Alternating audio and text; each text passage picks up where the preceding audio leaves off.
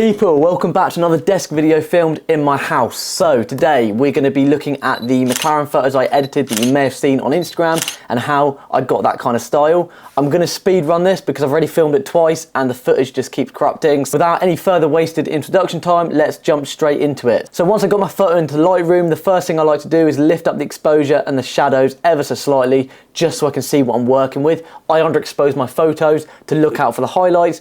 So I haven't done that because I've taken a bad photo. I have done it for a reason. Don't at me for it. But yeah, I'm going to lift those up just so I can see what I'm working with, and then I'm going to head straight down to the color calibration.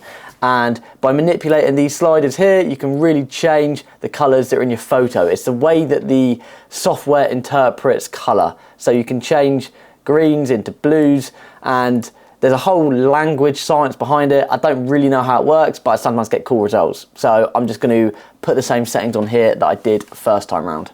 Once the color calibration's done, I like to head up to the tone curve. So this allows you to add color into the highlights, the midtones, and the shadows. This is a really useful tool. Takes some learning to get used to it, but play around with this, see what results you can get. You can copy the results that I do. So I'm just going to whack on the same tone curves that I did for my photos.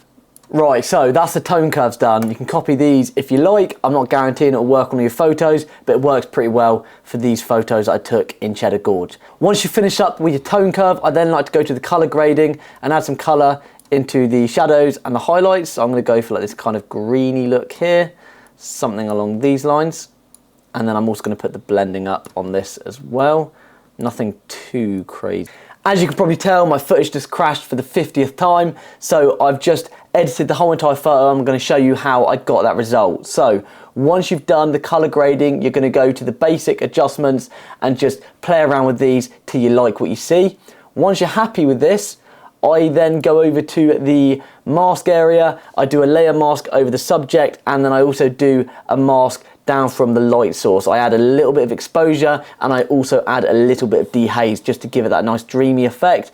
I also lift up the exposure and drop the blacks just a little bit on the subject. If you lift the exposure too high, then it can make the car look out of place. So by adding in some darker tones back to the black areas and the shadows, it makes it look a little bit more believable, or at least it does in my opinion. So yeah, that's what I do on there. And then the final thing I like to do to finish up the editing is go down to the color mixer and just play around with these sliders. So by playing around with the hue, the saturation, and the luminance, you can just push certain tones, certain colors. I mainly focused on the greens, the aquas, and the blues, but obviously do whatever works for you. You're welcome to copy all of these settings. I didn't bother with the magenta or the purple. But yeah, that is pretty much everything there is to know about how I got those results. If you've got any questions, leave a comment down below. Here's obviously the before and here's the after. Let me know what you think. Go check out the rest of the photos on my Instagram if you haven't seen them already. And yeah, thanks for watching. I will see you in the next video.